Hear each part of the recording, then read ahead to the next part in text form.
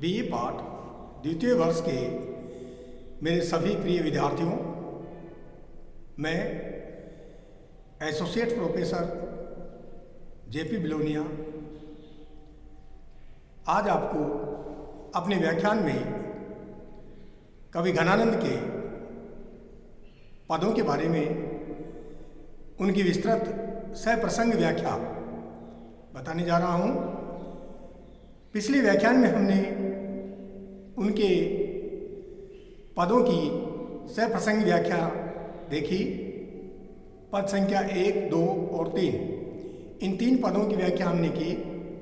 आज के व्याख्यान में हम पद संख्या 4, 5, 6 इन 3 पदों की व्याख्या सप्रसंग यहाँ करने जा रहे हैं। सबसे पहला है चौथा पद, निष्ठोष खली उर्मांज अली छबिछ रंग भरी मुरी चाहन की। पांचवा पद, अंतर उदेख दाह आँखिन प्रवाह आंसू देखी अटपटी। और छठा जो पद है, नैनन में लागे जाए लागे जागे सुन करेजे बिच या बस हैवे जीव। तो पूरा पद आपकी इस पाठ्यक्रमानुसार आपकी इस पुस्तक में दिया हुआ है। और चौथा जो पद है वो एक बार मैं आप लोगों को बोलकर बता रहा हूँ। निष्धोष खरी उर्मांज अरी छवि रंग भरी मुरी चाहन की। ताकि मोरनी त्यों चक ढोर रहे ढरी गो ही ढोरनी बाहन की। चट दे कटिपे बड़ी प्राण गए गति सोमति में अवगाहन की। घन आनंद जान लखी जबते जक लागी मोहि कराहन की। कवि घनानंद जो है, वैसे कवि घनानंद की एक विशेषता रही है कि वे अपने कवि रूप पर ज़्यादा ध्यान नहीं दे पाए। अगर कवि रूप पर ज़्यादा ध्यान देते तो कवि घनानंद और भी महत्वपूर्ण कवि माने जाते। उन्होंने इस दोहे के अंतर्गत जो सबसे पहला हम इसके प्रसंग के बारे में जान लें कि ये जो पद है ये कवि घनानंद के द्वारा रचित सुजान प्रेम से लिया गया पद है। और नायिका की जाते समय मुड़कर देखने की जो मुद्रा है उस पर नायक मुग्ध हो जाता है और तब वह अपने मनोभावों का उद्घाटन करते हुए कहता है, यानी नायिका जा रही है, नायक से मिल चुकी है वह और मिलने के तत्पश्चात अपने नायक को छोड़कर वह जा रही है। और जाती हुई जो नायिका है वो पीछे मुड़ करके देख रही है अपने नायक की ओर और नायक उसकी ओर देख रहा है। तो नायक ने अपनी ओर पीछे मुड़कर देखती हुई उस नायिका का बड़ा ही सुंदर वर्णन यहाँ प्रस्तुत किया है। और मनोभाव में यहाँ व्यक्त किया जा रहा है कि नायक के उस समय के क्या मनोभाव हैं। अपने मनोभावों के अंतर्गत वह किन शब्दों में उसका वर्णन यहाँ प्रस्तुत कर रहा है। सबसे पहले इसके हम कठिन शब्दों के अर्थ जान लें। निष्धोष खरी यानी रात दिन, निश यानी निशा रात और धोष दिन। खरी यानी बिल्कुल खरे रूप में, बिल्कुल सही रूप में, उचित रूप में, हमेशा। उर्मांज अरी हृदय के बीचों बीच अड़ गई है। छवि रंग भरी मुरी चाहन की, यानी उस नायिका के मुरी यानी पीछे मुड़कर जो देखना था, तो पीछे मुड़कर के देखने में एक प्रकार की चाहत या चाह की वहाँ छवि के रंग भरे हुए थे। यहाँ आरी यानी अड़ी है, रंग भरी यानी प्रसन्नता आनंद से भरी हुई, और मोरनी यानी मुड़ना, मुरी का मुड़ने से लेंगे, चक का मतलब हम यहाँ नेत्रों से लेंगे, और ढोर रहे यानी ढल गए हैं, साथ हो लिए हैं। और चट अर्थात बिल्कुल चट मंगनी पट ब्याह है, तो चट का अर्थ हम यहाँ किससे लेंगे? शीघ्रता से। और गति से या शीघ्रता से, गति सो यानी मुद्रा से, ढंग से। अवगाहनी का तात्पर्य हम यहाँ ग्रहण करेंगे धसना या डूबना, और जख का तात्पर्य हम यहाँ लेंगे रट लगने से। तो एक संपूर्ण जो पद की जो एक समग्र सप्रसंग जो व्याख्या हम दे सकते हैं। प्रसंग मैंने आप लोगों को पहले ही बतला दिया है कि यह कवि घनानंद का पद है और इसको सुजान प्रेम से यहाँ लिया गया पद है। और इसमें एक नायिका अपने नायक से मिलकर जा रही है और मिलकर जाते समय वह पीछे मुड़कर अपने नायक की ओर देख रही है। तो जब नायक ने उसको इस छवि के अंतर्गत देखा तो उसका बड़ा ही सुंदर अपने मनोभाव में उसने यह वर्णन प्रस्तुत किया। किसने? नायक ने। आगे जो कवि हैं वो ये कह रहे हैं कि जाते समय मुड़कर देखने की प्रियतमा की आनंदमयी और उत्तम जो छवि शोभा है वह मेरे हृदय में, नायक कह रहा है, मेरे हृदय में रात और दिन एक स्मृति के रूप में हमेशा छाई रहती है और उस प्रकार से वह अड़ी हुई है, धसी हुई है, अर्थात हमेशा हर समय वह मेरे हृदय में ही समाई हुई रहती है। जैसे ही उसने जाते समय मेरी ओर मुड़कर देखा वैसे ही मेरे नेत्र उसके साथ हो लिए और प्रवाह के ढलने के समान ही मेरा हृदय उसी ओर ढल करके बहने लगा, ताकि मोरनी जो चकढोर रहे, यानी मोरनी की तरह अर्थात वह बिल्कुल मोरनी का मतलब हम यहाँ मोरनी से नहीं लेंगे, मुन्ने से लेंगे। और जब वह नायिका अपनी कमर में शीघ्रता से बल देकर जैसे ही आगे बढ़ी वैसे ही मेरे प्राण मन में तन्मयता से डूबते हुए उसके साथ हो लिए या चले गए। कवि और घनानंद आगे कह रहे हैं कि जब से मैंने चट दे कटिबे बड़ी प्राण गए, यानी उसने शीघ्रता के साथ में अपने कटी अर्थात कमर के ऊपर जो एक प्रकार से बल दे करके और जो पीछे मुड़ करके जो ही मेरी ओर देखा तो उसी ऐसी अनुपम छवि के ऊपर मेरे प्राण न्यौछावर हो गए और उसी छवि के साथ मेरे प्राण मानो उसके साथ ही चले गए। जब मैंने घना आनंद देने वाली प्रियतमा सुजान को देखा तब से मुझे कराहने की एक रट लग गई है कि मैं उसी समय से क्या करा रहा हूं। और अर्थात जब से मैंने प्रियतमा की प्रेमा शक्तिपूर्ण भंगिमा को देखा है तभी से मैं करा रहा हूं। और इस तरह से जो कवि ने अपना जो भावार्थ इस पद का जो लिया है वो वास्तव में देखने लायक है। और एक बार जब नायक ने नायिका की ओर मुड़कर देखा फिर मुड़ गए और अपना रास्ता पकड़ा। देखकर जब वे मुड़े तो नायिका का मन उसकी ओर इस प्रकार ढल पड़ा जैसे पानी नाली में ढल जाता। कटी में बल देकर प्यारे नायिका के मन में डूबने से डब निकल गए। अर्थात ये जो वर्णन जो किया गया है कि कटी में बल देकर और जो ही नायिका पीछे की ओर मुड़कर नायक की ओर देख रही है, नायक उस छवि को देख करके यहाँ मुग्ध हो गया और उसके जो प्राण हैं मानो उस छवि के ऊपर यहाँ न्यौछावर हो गए और उसके प्राण उसी समय उस नायिका की उस ऐसी अनुपम छवि की शोभा और रंग में डूब गए हो और उसी के साथ में होकर चल दिए हो। विशेष हम इसमें लेंगे कि नायिका का वर्णन जो किया गया है वो यह स्पष्ट कर रहा है कि नायक की जो आसक्ति है वो नायिका में है और उसकी जो व्यवस्था है उस व्यवस्था का बड़ा ही सुंदर वर्णन इसमें किया गया है।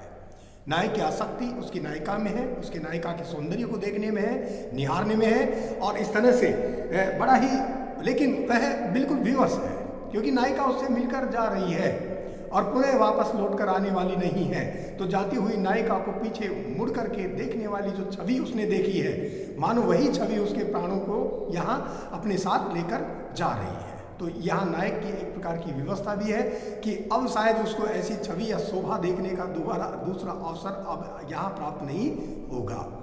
और मुहावरों का प्रयोग भाव सौंदर्य के ही अनुरूप है। इसमें अनुप्रास अलंकार का कवि ने प्रयोग किया है और छवया छंद की पद मैत्री यहाँ देखने लायक इसमें बन पड़ी है। अब हम लेंगे पांचवा। कवि घनानंद का जो पांचवा पद है वो आपके पाठ्यक्रम में इस तरह से लिया गया है। अंतर उदेग दाह आखिन प्रवाह आंसू देखी अटपटी चाह बीजनी दहीन है सोई वो न जागी वो हूँ हंसी वो न रोई वो हूँ खोई खोई आप ही में चेटक लहनी है जान प्यारे प्राणनी बसंत पे आनंद घन बिरह विषम दशा मूक जो कहनी है जीवन मरण जीव मीच बिनस बन्यो आय, हाय कौन विधि रची ने ही की रहनी है। ये जो पद है ये 5वां पद है आपके पाठ्यक्रम के अनुसार। और इसमें सबसे पहले हम इस पद के बारे में, इसके प्रसंग के बारे में यहाँ चर्चा करें कि यह जो पद है ये कवि घनानंद के द्वारा रचित पद है और इसमें विरह की जो विचित्र दशा है और अनोखी स्थिति का जो एक अनुभूतिमय चित्रण कवि ने किया है, क्योंकि कवि ने स्वयं भी यहाँ विरह को भोगा है। सुजान से प्रेम करता था, सुजान से बिछड़ने के बाद में उन्होंने घनानंद कवित्व की रचना की और कवि को स्वयं यहाँ विरह की अनुभूति है, तो उसी विरह की अनुभूति का एक अनुभूतिमय चित्रण कवि घनानंद ने अपने इस पद के अंतर्गत यहाँ प्रस्तुत किया है। सबसे पहले हम इसके कठिन शब्दार्थों का अर्थ यहाँ जान लें। इसके जो कठिन शब्दार्थ है वो इस तरह से है, अंतर यानी हृदय, अंतर यानी हृदय, और उदेक दाह है। उदेक दाह से हम यहां तात्पर्य क्या लेंगे, यानी उद्वेग की जलन, अटपटी, अनोखी, विलक्षण, विचित्र। भीजनी यानी भीगना और जलना, खोए अपने आप में खोकर, चेटक, जादू। लहनी, लहनी का तात्पर्य हम यहां लाभ प्राप्त करने से लेंगे। और पे यानी फिर भी, मूक, गूंगा जो बोल नहीं सकता है, मीच मृत्यु, जान प्राण, रहनी रहना, जीवन जीने का ढंग। वो रहने से इसका मतलब है कि जीवन जीने का जो ढंग है, जीवन में किस तरह से व्यक्ति रह रहा है, रहना यानी जीवन जीने का एक ढंग। तो ये इसके कठिन शब्दार्थ हैं और जब हम इसका प्रसंग सहित जब इसकी सप्रसंग व्याख्या करेंगे तो प्रस्तुत पद यहाँ कवि घनानंद के द्वारा विरचित पद माना जा सकता है और कवि घनानंद के द्वारा ही इसको लिखा गया है। और इसमें कवि घनानंद ने यहाँ विरह की जो एक अनुभूति है कि विरह कैसा होता है, विरह में किस तरह की अनुभूति होती है, विरह में किस तरह से विरहातुर रहा जाता है, विरह के दुख को किस तरह से यहाँ सहन किया जाता है, उसी स्थिति का चित्रण यहाँ कवि घनानंद ने अपने इस पद में प्रस्तुत किया। कवि कह रहे हैं, यानी एक विरहणी नायिका कह रही है कि विरह की दशा बड़ी विचित्र है। इस दशा में हमारे हृदय में उद्वेग की जलन होती है, बार बार उद्वेगों की जलन हमारे हृदय के अंतर्गत होती है। तो आंखों से आंसुओं का प्रवाह निरंतर झरता रहता है, आंखों से आंसू हमेशा बहते रहते हैं। निश्चय ही प्रेम में जलने और भीगने की विचित्र स्थिति का साक्षात्कार हो रहा है, और अर्थात जलना भी इसमें पड़ता है और भीगना भी इसमें पड़ता है, एक साथ अनुभव किया जाता है। और विरही प्रेमाग्नि से जलता भी है और अश्रुओं के प्रवाह से भीगता भी है। प्रेमाग्नि में वो जलता भी है और अश्रुओं की धाराओं में वो स्वयं भीगता भी है। इस दशा में न तो वह न तो सोया जाता है, न ही जागा जाता है, न सो सकता है न जाग सकता है, न हंसते ही बनता है और न ही रोना ही बन पड़ता है, यानी न तो हंसना होता है न रोना होता है। और प्रेम में प्रेमी को जादू का सा अनुभव होता है, वह दृष्टि भ्रम में पड़कर नकली और असली का अंतर नहीं कर पाता। कवि घनानंद के कथनानुसार विरहिणी नायिका ऐसा कह रही है कि आनंद के बादल रूपी मेरे प्रियतम मेरे प्राणों में ही निवास करते हैं, परंतु मैं गूंगे के समान अपनी विरह की विषम दशा या व्यथा को प्रकट नहीं कर पाती, और अर्थात स्पष्ट शब्दों में अपनी बात नहीं कह सकती या नहीं कर पाती, केवल हाव भाव से ही बताने का प्रयास करती हूँ, ये वो कह रही है। आगे, इस कारण मैंने विरह व्यथा का जितना अनुभव किया है उतना ही मैं कह पाने में असमर्थ हूँ। विधाता ने मेरे हृदय में स्थित प्रेम को ऐसा विचित्र बनाया है कि इसमें विरही बिना प्राणों के जीता है और मृत्यु के बिना भी मरता है। बिना प्राणों के जीता है और बिना मृत्यु के भी क्या होता है, मरता है। अर्थात मेरा जीव न तो मर पाता है और न ही सही तरह से जीवित रह पाता है।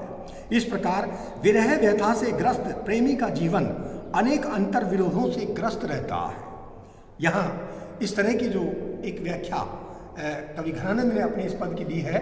इसमें हम विशेष क्या ले सकते हैं कि कबीर दास ने भी विरह की विषम दशा की ओर इस प्रकार से यहाँ अपने काव्य के अंतर्गत यहाँ लिखा है कि अखत कहानी प्रेम की मुखसू कही न जाए, गूंगे केरा सुपन जो सुमरी सुमरी पछताए।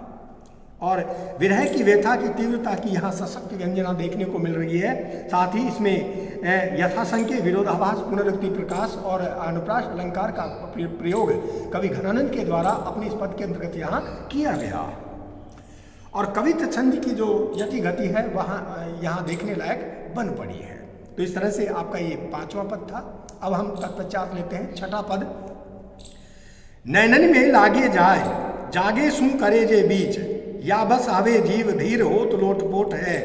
रोम रोम पूरी पीर व्याकुल समीर महा, घूमे मति गति आसे प्यास की न टोट है। चलत संजीवन सुजान द्रग हातन हातन ते, प्यारी अन्न यादि रुचि रखवारी ओट है।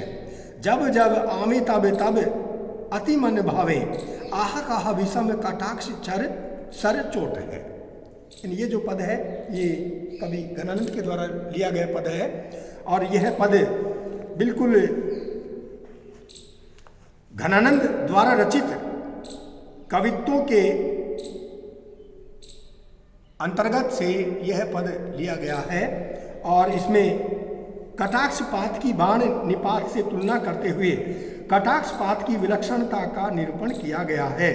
और यह विरहिणी नायिका का कथन माना जा सकता है। व्याख्या हम इसकी इस तरह से करेंगे। इसके सबसे पहले हम कठिन शब्दों का अर्थ जान लें। करेजे यानी कलेजे में, अर्थात हृदय में, धीर धैर्यशाली व्यक्ति, पूरी यानी समा जाना, पूरे रूप में समा जाना, टोट यानी कभी, संजीवन यानी जिताने वाले, संजीवन यानी जिताने वाले, और द्रग हातन यानी नेत्र रूपी हाथों में। रूपक का प्रयोग कवि ने इसमें किया है। द्रग हातन में रूपक अलंकार है, यानी द्रग रूपी हाथों में, नेत्र रूपी हाथों में। अनियारी, अनियारी का अर्थ हम यानी धारदार या तीक्ष्ण, तेज। रुचि सौंदर्य, और कटाक्ष कटाक्ष, कटाक्ष कटाक्ष। यहाँ नायिका कह रही है, विरहिणी नायिका कह रही है कि प्रियतम के कटाक्षपात की स्थिति बड़ी ही विचित्र है, क्योंकि प्रियतम के कटाक्ष सीधे आकर मेरे नेत्रों में लगते हैं, परंतु उनकी पीड़ा कलेजे अर्थात हृदय के मध्य में होती है। और इस कटाक्षपात से प्रत्येक जीव वशीभूत हो जाता है, और बड़े बड़े धैर्यवान भी कटाक्ष की चोट खाकर लोटपोट हो जाते हैं। अपना धैर्य वो खो बैठते हैं, अर्थात उनका हृदय एकदम डामाडोल हो जाता है, पराधीन हो जाता है। पराधीन यानी दूसरे के अधीन हो जाता है, दूसरे के वश में हो जाता है। और कवि घनानंद आगे कहते हैं कि जिस व्यक्ति का कटाक्षपात होता है उसका संपूर्ण शरीर व्याकुल हो जाता है। ऐसे आहत प्रेमी के रोम रोम में पीड़ा व्याप्त हो जाती है। और कवि घनानंद को हम यहाँ प्रेम की पीड़ा का कवि भी कहते हैं। उसका शरीर अत्यधिक व्याकुल हो जाता है, उसकी बुद्धि एकदम चकरा जाती है, और वह किंग कर्तव्य विमूढ़ दशा से ग्रस्त हो जाता है। और उस दशा में घायल व्यक्ति की प्यास कभी शांत नहीं होती है। यहाँ अर्थात कटाक्षपात से घायल व्यक्ति का हृदय निरंतर प्रिय के नेत्रों को देखते ही रहने की प्यास से हमेशा त्रस्त रहता है। गोपी अनायिका का आगे कह रही है कि ये कटाक्ष बाण जीवन देने वाले प्रियतम सुजान के द्रग रूपी हाथों से छोड़े जाते हैं। प्यार भरी हृदय में चुभने वाली शोभा ही इनसे रक्षा करने की आड़ या सहारा है। यद्यपि प्रियतम के कटाक्षपात से हृदय को वेदना तो होती है, परंतु ये जब जब नेत्रों से लगते हैं अर्थात कटाक्ष का प्रहार करते हैं, तब तब ये मन को अच्छे लगते हैं। यानी कटाक्ष का प्रहार जब होता है तो वही नेत्रों का कटाक्ष प्रहार यहाँ नायिका को बहुत अच्छा लग रहा है। इस तरह निश्चय ही प्रियतम के नेत्रों से चलने वाले कटाक्ष रूपी बाणों का प्रहार बड़ा ही विलक्षण एवं आनंददायक होता है। यानी दुख में ही वह किसकी प्रतीति कर रही है, सुख की कर रही है। यानी कटाक्षों का जो प्रहार है वो बिल्कुल दुखदायी न होकर और आनंददायी होता है। विशेष हम इसमें लेंगे कि प्रियतम के कटाक्ष बाणों का जो प्रहार है वो और घातक बताया गया है और विलक्षण बताया गया है। कवि की भावानुभूति एवं कल्पनाभूति प्रखर रूप में यहाँ अव्यक्त इस पद के अंतर्गत देखी जा सकती है। और इसमें रूपक अलंकार है, यानी दृढ़ हाथन में रूपक है, नेत्र रूपी हाथों में। और इस तरह से व्यतिरेक अलंकार इसमें है, पुनरुक्ति प्रकाश अलंकार इसमें है, और असंगति अलंकार का कवि ने इसमें प्रयोग किया। इस तरह से ये जो पद है ये कवित्व छंद माना जा सकता है। इस तरह से आपकी कवि घनानंद के जो ये 3 पद थे 4, 5, 6, ये आज के इस व्याख्यान में आपको सह प्रसंग बता दिए गए हैं। आप इनको थोड़ा सा पढ़ते रहिए, याद करते रहिए, और अगले व्याख्यान में आपको कवि घनानंद के जो अन्य पद हैं जो आपके पाठ्यक्रम में सम्मिलित किए गए हैं उनके बारे में विस्तृत रूप से बताया जाएगा। धन्यवाद।